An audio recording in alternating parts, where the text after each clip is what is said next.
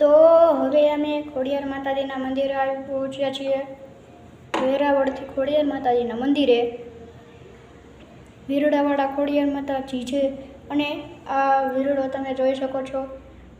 આમાં જો સિક્કા છે.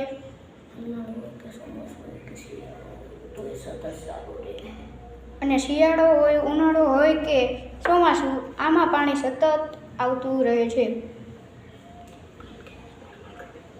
ખોડિયાર માતાજીનો જૂનો પડો હાથ, પગ, જીભ તથા શરીરના તમામ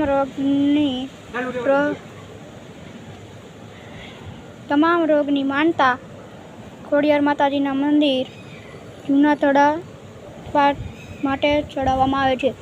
આ શરીરના બધા રોગમાં છે. આ હાથ, પગ,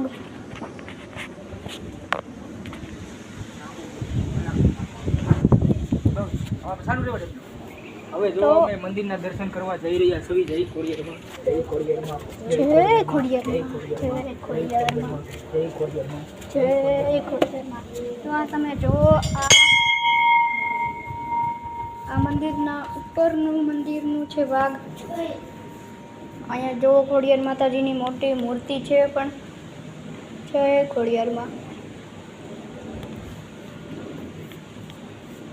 તો તમને એમ નહીં થતું હોય કે આ ઉપર છે છત ઉપર, તો તમે જોઈ લો.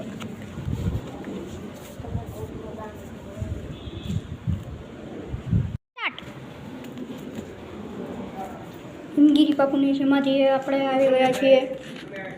આ શ્રી ખોડિયાર માતાજીનો ફોટો પણ છે. આપણે પાછળ આવી રહ્યા છીએ. જય હિમગીરી બાપુ, જય હિમગીરી બાપુ, જય હિમગીરી બાપુ. સંત શ્રી હેમગીરી બાપુની સમાધિ. હવે પગે લાગવાનું હોય તો શાંતિથી લાગી લો ને. સોનાની સુબી હેમગીરી બાપુની.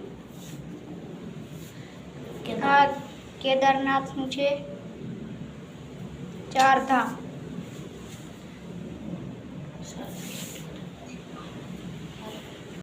આ લક્ષ્મી માતાજીનું મંદિર. તમે સબસ્ક્રાઈબ ને લાઈક કરી દેશો તો અહીંયા તમારે 1 પણ રૂપિયાની કોઈ દી તમારા જીવનમાં પણ કમી નહીં થાય. તો બધાય સબસ્ક્રાઈબ કરી દેજો. જય લક્ષ્મીમાં. આ હનુમાન દાદાજીનું મંદિર છે. તમે જોઈ શકો છો મોટી મૂર્તિ.